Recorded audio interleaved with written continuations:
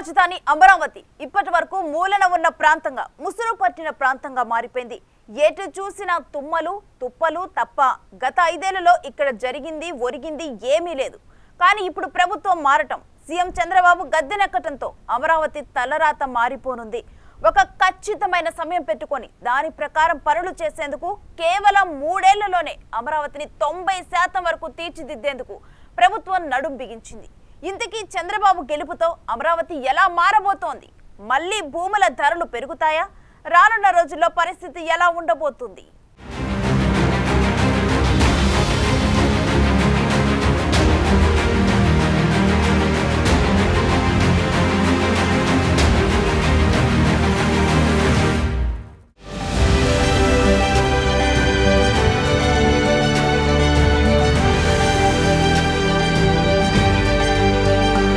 అదిగదిగో అమరావతి.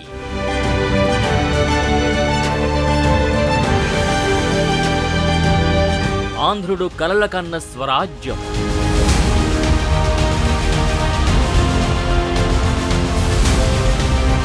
ఐదున్నర కోట్ల ప్రజల ఆకాంక్ష.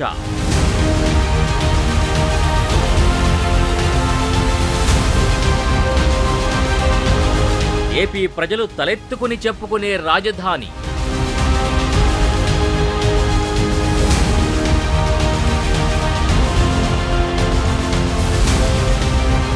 చంద్రబాబు రాకతో కళకళలాడుతోన్న రాజధాని.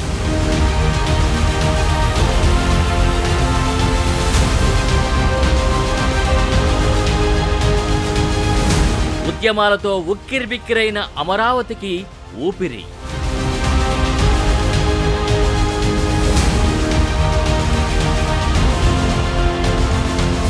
నిన్నటిదాకా అక్కడ వేలే, ఇప్పుడు లక్షలు, రేపు కోట్లకు పడగలెత్తబోతోంది. నిన్నటి వరకు అక్కడ పాడుబడ్డ భవనాలే, కానీ నేడు అవే ఆంధ్రులు కలల కన్న స్వరాజ్యం కాబోతోంది. అదిగదిగో 5.5 కోట్ల ప్రజల రాజధాని అమరావతి. ప్రపంచ స్థాయిలో ఉన్న రాజధానుల్ని తలదన్నేలా అమరావతి రాజధాని నిర్మాణాన్ని చేపట్టాలని 2015లో చంద్రబాబు తలపించారు. ఇప్పుడు మళ్లీ ఆ ఆశలు ఊపిరిపోసుకున్నాయి. మన రాజధాని అమరావతి, అమరావతి రాజధాని.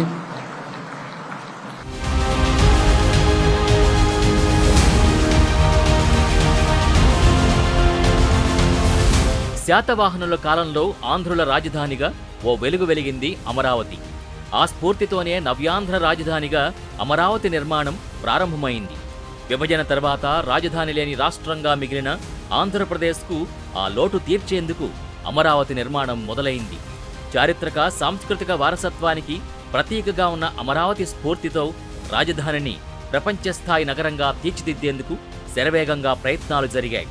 అమరావతికి అంతర్జాతీయ గుర్తింపు తేవాలన్న లక్ష్యంతో అందరూ ముందుకు కదిలారు. ముఖ్యమంత్రి నుంచి కింది స్థాయి ఉద్యోగుల దాకా ప్రతి ఒక్కరూ ఆగమేఘాల మీద పరుగులు పెట్టి పనులు చేశారు.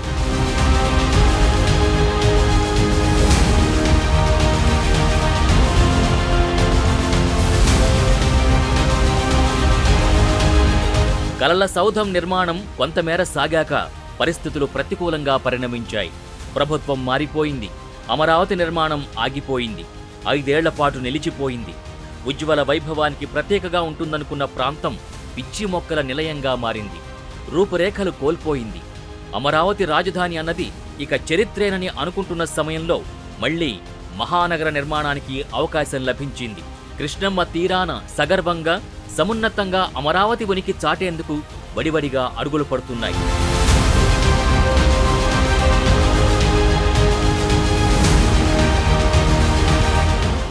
ఏ ఒక్కటి కూడా ఇంతవరకు నిరూపించినటువంటి దాఖలాలు లేవు. కాలయాపన చేస్తూ అమరావతి రాజధానిని సర్వనాశనం చేస్తానికి, రాష్ట్ర అభివృద్ధిని సర్వనాశనం చేస్తానికి కంకణం కట్టుకొని జగన్మోహన్ రెడ్డి రాష్ట్ర ప్రజలు రాష్ట్రం ఆర్థికంగా బాగుంటే మనం చెప్పు చేతలో ఉంటారని ఒక చెడు నిర్ణయంతో చేసినటువంటి తప్పుడు నిర్ణయాలు రాష్ట్ర వ్యాప్తంగా ఒక అమరావతి విషయంలోనే కదండి, ఆంధ్ర రాష్ట్రంలో అభివృద్ధి సంబంధించినటువంటి ప్రతి ఒక్క అంశం కూడా మరి ప్రపంచంలో ఉన్న వాళ్ళు కానీ మన ఆంధ్ర రాష్ట్రంలో చుట్టుపక్కల ఉన్న రైతులందరూ మరి ప్రజలందరూ కూడా అమరావతి గురించి ఎక్కువ ఆలోచిస్తున్నారు. కానీ అమరావతి కంటే కూడా చాలా ప్రాజెక్టులని ఆయన వెనక్కి పంపించేసి మాకు అభివృద్ధి వద్దు, మాకు అభివృద్ధి జరిగితే మా రాష్ట్ర ప్రజలు మాకు మా చెప్పు చేతలో ఉండని ఒక సంకల్పాన్ని పెట్టుకొని ఆయన ఒక రాక్షస పాలన కొనసాగించి ఆంధ్ర రాష్ట్ర ప్రజలందరూ కూడా భయభ్రాంతులకు గురి చేసినటువంటి వ్యక్తి జగన్మోహన్ రెడ్డి.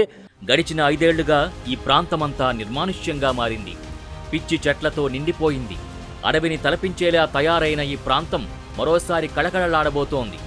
ఆంధ్రప్రదేశ్లో ప్రభుత్వం మారడంతో అమరావతి ప్రాంతంలో మళ్లీ జోష్ కనిపిస్తోంది. 5 ఏళ్ల పాటు స్తబ్దుగా ఉండిపోయిన భూముల ధరకు ఇప్పుడు మళ్లీ రెక్కలొస్తున్నాయి. అమరావతి మాత్రమే రాష్ట్రానికి రాజధానిగా ఉంటుందంటూ చంద్రబాబు నాయుడు చేసిన ప్రకటనతో అమరావతి పునర్వైభవం దిశగా మళ్లీ అడుగులు పడ్డం మొదలైంది. దీంతో అమరావతిలో మొన్నటి వరకు 10,000 నుంచి 12,000 ఉన్న గజం భూమి ఇప్పుడు ఏకంగా 35 నుంచి 40,000 పలుకుతుండటంతో రైతుల ఆనందానికి అవధులు లేకుండా పోయాయి.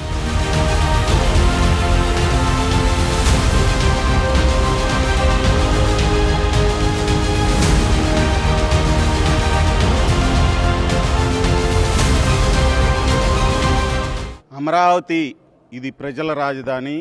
అదేవిధంగా ఆంధ్రప్రదేశ్ యొక్క భావితరాల భవిష్యత్తుకి సంబంధించినటువంటి రాజధాని.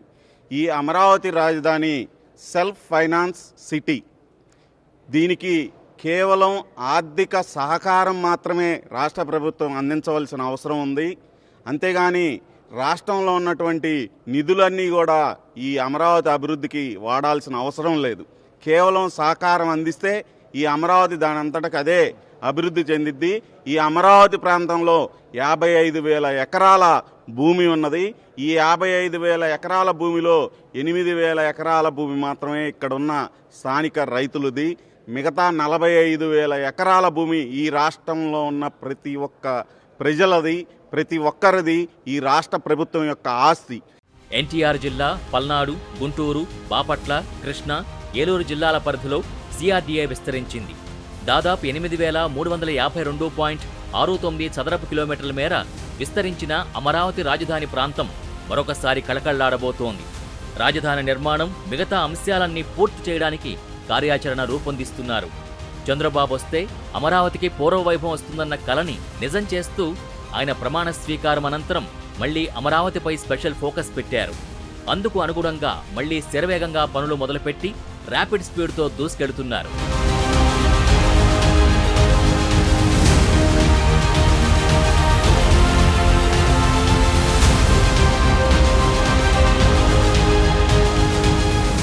ఆ రోజు మున్సిపల్ శాఖ మంత్రిగా ఉన్న నారాయణ గారు, వీళ్ళిద్దరు కృషి వల్లనే ఆ రోజు ఇవన్నీ దాన్ని ఈ 5 సంవత్సరాల్లో, గత 5 సంవత్సరాలు ఏమీ లేదు, నాశనం చేశాడు.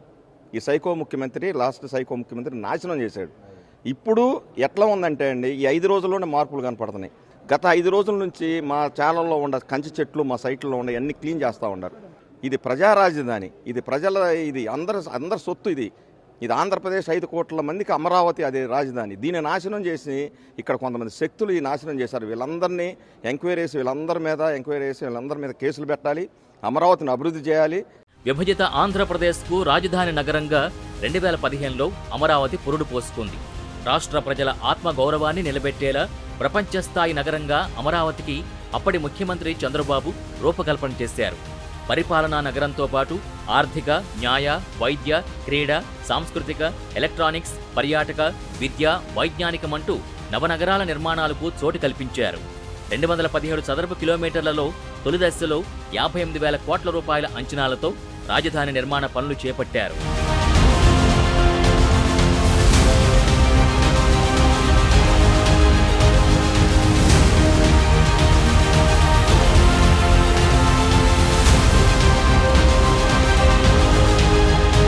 అప్పట్లో అమరావతి నిర్మాణం సమయంలో వైఎస్ఆర్సీపీ నాయకులు కేసులు పెట్టినా వాటిని అధిగమించి పనులు శరవేగంగా ముందుకు తీసుకెళ్లారు. కేవలం 6 నెలల్లోనే 6 లక్షల చదరపు కిలోమీటర్ల ప్రదేశంలో సచివాలయం, అసెంబ్లీ భవనాలు అందుబాటులోకి తెచ్చి అక్కడి నుంచే పరిపాలన ప్రారంభించారు. మరోవైపు అనతి కాలంలోనే నిధులు సమకూర్చుకుంటూ అమరావతి ఒక బ్రాండ్ ఇమేజ్ని సొంతం చేసుకుంది. అయితే 2019లో వైఎస్ఆర్సీపీ ప్రభుత్వం రాగానే అప్పటి వరకు పడిన కష్టమంతా బూడిదలో పోసిన పన్నీరులా మారింది. 3 రాజధానుల నిర్ణయంతో అమరావతిలోని పనులు ఎక్కడివక్కడే నిలిచిపోయాయి. అమరావతినే రాజధానిగా ఉంచాలంటూ రైతులు 5 ఏళ్లుగా పట్టు వదలని విక్రమార్కుల్లా పోరాడుతూ వచ్చారు. ఎన్నికల్లో కూటమి గెలుపుతో రాజధాని రైతుల్లో మళ్లీ ఆశలు చిగురించాయి. అభివృద్ధి పనులు చంద్రబాబు నాయుడు గారు ప్రమాణ స్వీకారం చేయకముందే మొదలుపెట్టారు అధికారులు. అది ఆయన నాయకుడి యొక్క సంకల్పం. ఆ సంకల్పానికి అనుగుణంగానే అధికారులు కూడా పనిచేయడానికి సమాయత్తమయ్యారు. అసలు చేసే ఉద్దేశం నాయకుడికి ఉంటే, ఆ సంకల్పం ఉంటే పనులు డబ్బుతో పని లేదు. డబ్బు ఎక్కడి నుంచి చేస్తాడో ఏం చేస్తాడో ఆయనకు తెలుసు, అన్ని చంద్రబాబు గారికి తెలుసు. ఆ చంద్రబాబు గారు తలుచుకున్నాడు ఈ అమరావతి కడతాడని చెప్పి మా అందరికీ 5 కోట్ల ఆంధ్రులకు కూడా నమ్మకం ఉంది. అందుకు అనుగుణంగానే ఈ ఓట్లేసి 124 సీట్లు గెలిపించారు. కాబట్టి రాజకీయ నాయకుడికి సంకల్పం ఉంటే, పరిపాలన చేసే నాయకుడికి ఏ పనైనా చేయగలుగుతాడు. అమరావతి కూడా దిగ్విజయంగా చేయగలుగుతాడు. అమరావతి రూపకర్త చంద్రబాబు సారథ్యంలోనే అమరావతికి పూర్వవైభవం సంతరించుకుంటుందని రాజధాని రైతులు విశ్వాసంతో ఉన్నారు. దానికి అనుగుణంగానే ప్రభుత్వ యంత్రాంగం కూడా అడుగులు వేస్తోంది. 3 రోజులుగా జంగిల్ క్లియరెన్స్ పనులు జరుగుతున్నాయి. రాజధానిలోని రహదారుల వెంట పెరిగిన కంప చెట్లని జేసీబీలతో తొలగించారు. రాజధాని సీడ్ యాక్సిస్ రహదారిపై ఉన్న 2000 లైట్లు, సెంట్రల్ లైటింగ్ సిస్టమ్ని యుద్ధ ప్రాతిపదికన పునరుద్ధరించారు. దీంతో రాత్రివేళ సీడ్ యాక్సిస్ రహదారిపై విద్యుత్ దీపాలు మిరుమిట్లు గొలుపుతున్నాయి.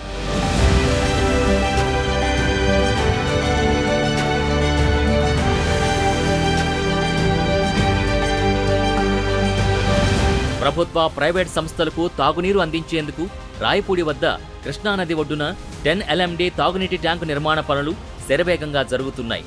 నెల రోజుల్లో నీటి పైపుల అనుసంధానం పనులు పూర్తి చేసి ప్రాజెక్టును అందుబాటులోకి తీసుకురావడానికి అధికారులు ప్రయత్నాలు చేస్తున్నారు. గతంలో రాజధాని నిర్మాణ పనులు చేపట్టిన గుత్తేదారు సంస్థలు తిరిగి పనులు చేపట్టేందుకు సమాయత్తమవుతున్నాయి. ఉద్దండరాయనపాలెంలో అమరావతికి శంకుస్థాపన జరిగిన ప్రాంతాన్ని పరిశుభ్రంగా మార్చారు. దీంతో అక్కడికి సందర్శకులు వచ్చి చూసి వెడుతున్నారు. దీంతో రాజధాని గ్రామాల్లో పండుగ వాతావరణం కనిపిస్తోంది. ఈ ప్రాంతం మాకు విముక్తి జరిగిందండి. ఒక డిక్టేటర్ పాలన నుంచి నరకం పడ్డారండి 5 సంవత్సరాలు ఈ ప్రాంత ప్రజలు. ఒకటి కాదండి, ప్రతి రంగాన్ని నరకం చూపించారండి. అదేంటంటే మాటలతో చెప్పలేమండి.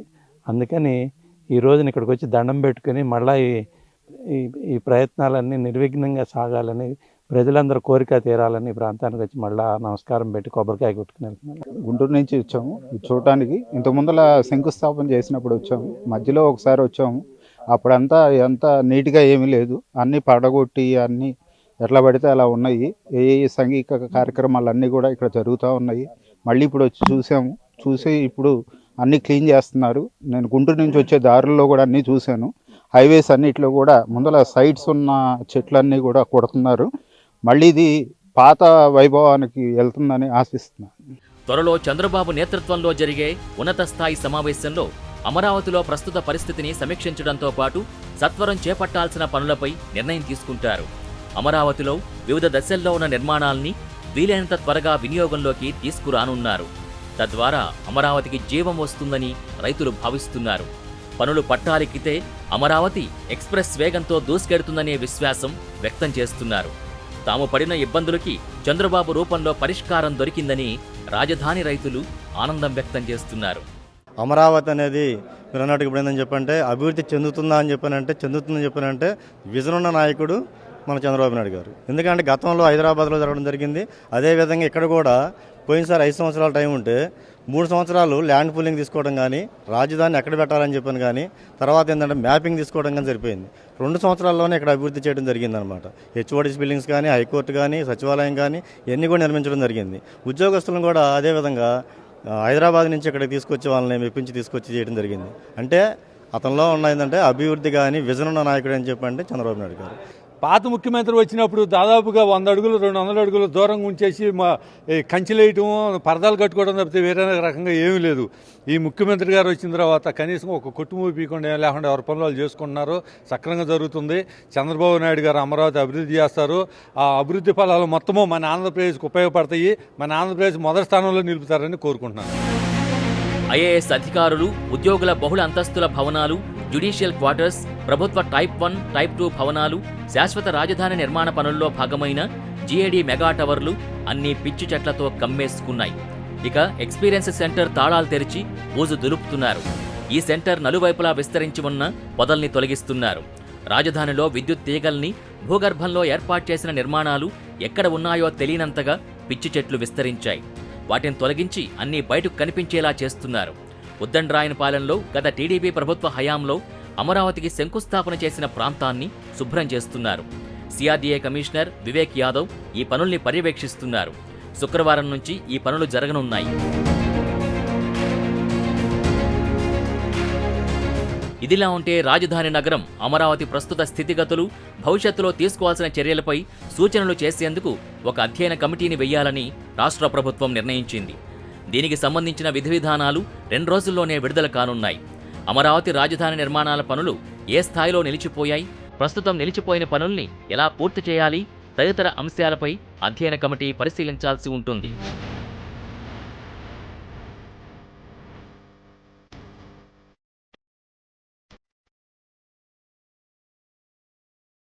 ఈ కమిటీలో సిఆర్డీఏ, ఆర్థిక శాఖ, ప్లానింగ్ విభాగం అధికారులతో పాటు నిర్మాణ రంగానికి చెందిన నిపుణుల్ని నియమించనున్నారు.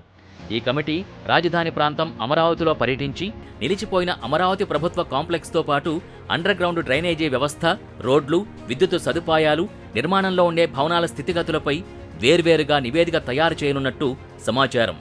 ఇప్పుడు మధ్యలో నిలిచిపోయిన భవనాల పనులు, ఇతర పనులు చేపడితే ఎంత ఖర్చవుతుంది అనే దానిపై ఒక నివేదిక తీసుకోనున్నారు. అలాగే ధ్వంసమై పనికి రాకుండా పోయిన నిర్మాణాల విలువ, నష్టం అంచనాలపై మరో నివేదికను కమిటీ సభ్యులు తయారు చేయాల్సి ఉంటుంది. అయితే ఈ నివేదికల ప్రక్రియ 2 నెలల్లోపే పూర్తి చేయాలని నిర్ణయించారు.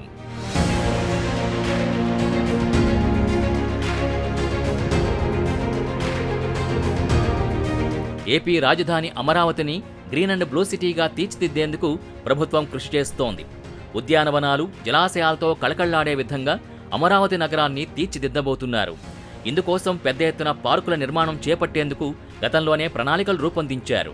గత ప్రణాళికల అనంతరం అమరావతిలో ఆక్సిజన్ శాతం పెంచేందుకు పెద్ద ఎత్తున ఉద్యానవనాలు చేపట్టాలని, అందుకు పచ్చదనంతో కళకళ్లాడే విధంగా పార్కుల్ని నిర్మించాలని భావించారు.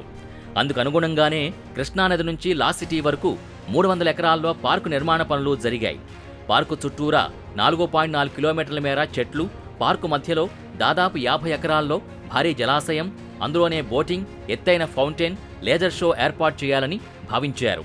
ఇక స్టార్ హోటళ్లు, పట్టాలు లేకుండా అయస్కాంతంతో నడిచే రైలు, wellness centre, snow world, water స్పోర్ట్స్కి కార్యాచరణ సిద్ధం చేశారు కూడా. ఇవన్నీ ఇప్పుడు మళ్లీ ప్రారంభించే అవకాశం ఉంది. గత టీడీపీ ప్రభుత్వంలో అమరావతి రాజధాని ఏర్పాటు చేసిన సమయంలో 48,000 కోట్ల వ్యయంతో మౌలిక సదుపాయాలు కల్పించేందుకు ప్రణాళిక రూపొందించారు.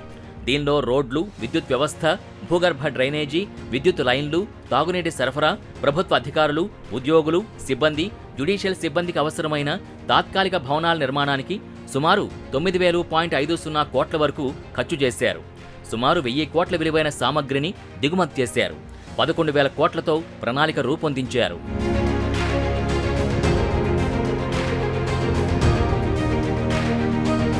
2019లో జరిగిన అసెంబ్లీ ఎన్నికల్లో టీడీపీ ఓటమి చెంది వైసీపీ అధికారంలోకి రావడంతో ఆ పనులన్నీ మధ్యలోనే నిలిచిపోయాయి. ఈ 5 ఏళ్లలో రాజధాని నిర్మాణం కోసం తెచ్చిన సామగ్రిని కొంత కాంట్రాక్టర్లు తరలించుకుపోగా మరికొంత దొంగిలించారు. ప్రస్తుతం మళ్లీ టీడీపీ అధికారంలోకి రావడంతో అమరావతి రాజధానిగా ఉంటుందని చంద్రబాబు ప్రకటించడంతో అమరావతిలో పనులు ప్రారంభించారు. అమరావతి పరిధిలోని మాస్టర్ ప్లాన్లో పేర్కొన్న విధంగా ఈస్ట్ 6, 7, 8, 14, నార్త్ 4, 9, 14, 17 నెంబర్ ఆర్టీరియల్ రోడ్లని 50 మీటర్ల మేర వెడల్పుగా చేయనున్నారు. ఇవి రాజధాని పరిధిలో తూర్పు నుంచి పడమరకు వెళ్లే రోడ్లు. ఉత్తర దక్షిణ దిశల్లో ఉండే రోడ్లు 27 ఉన్నాయి. ఇవన్నీ కూడా 200 అడుగుల వెడల్పుతో వేయనున్నారు. వీటికి ఆనుకుని ఉన్న ముళ్ల పొదల్ని తొలగించేందుకు సిఆర్డీఏ 67.87 లక్షలతో 8 టెండర్స్ని పిలిచింది. టెండర్ల ప్రక్రియ ముగిసిన తర్వాత పనులు ప్రారంభం కానున్నాయి.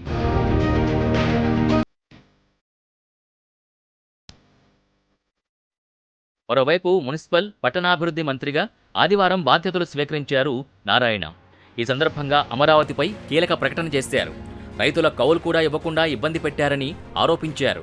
గతంలో తనకున్న అనుభవంతో ప్రపంచంలో టాప్ 5లో ఒకటిగా ముందుకు తీసుకెళ్తామని అన్నారు. గతంలో మా ప్రభుత్వంలో 48,000 కోట్లతో అమరావతి కోసం టెండర్లు పిలిచి పనులు మొదలుపెట్టామన్నారు. ఏ ఒక్క చిన్న లిటిగేషన్ లేకున్నా గత ప్రభుత్వం రాజధాని నిర్మాణాన్ని అర్థాంతరంగా నిలిపేసిందని అన్నారు. భూములిచ్చిన రాజధాని రైతుల్ని గత ప్రభుత్వం నిలువునా మోసం చేసిందని అన్నారు.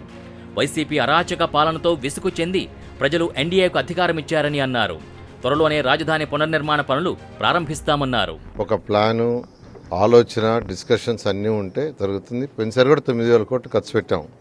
9,000 కోట్లు ఖర్చు పెట్టామంటే బడ్జెట్ ఇబ్బంది ఉన్నా మా ముఖ్యమంత్రి గారు దానికి తగ్గట్టుగా ప్లాన్ చేసి ముందుకు తీసుకుపోతారు. ఖచ్చితంగా ఎటువంటి ఇబ్బంది లేకుండా, ఎందుకంటే రాష్ట్ర ప్రజలకు మాట ఇచ్చాము.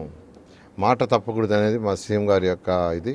కాబట్టి దాన్ని ఖచ్చితంగా ఈ 2.5 yearsలో నేను యాక్చువల్గా నాకున్న అవగాహనతో అనుకుంటున్నాను.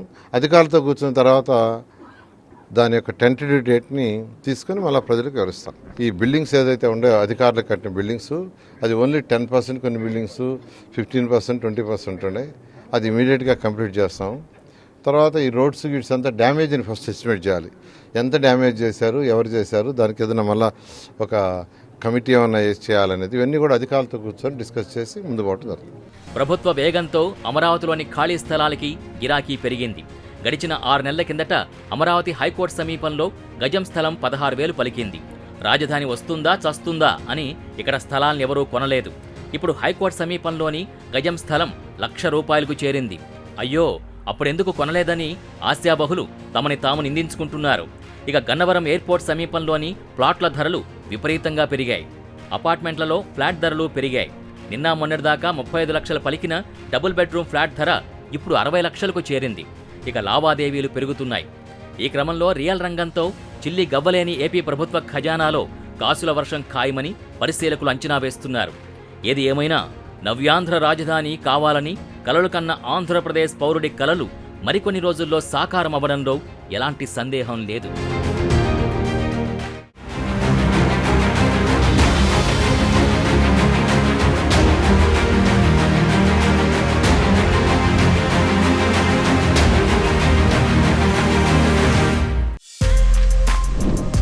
For more videos like this, subscribe Big TV channel.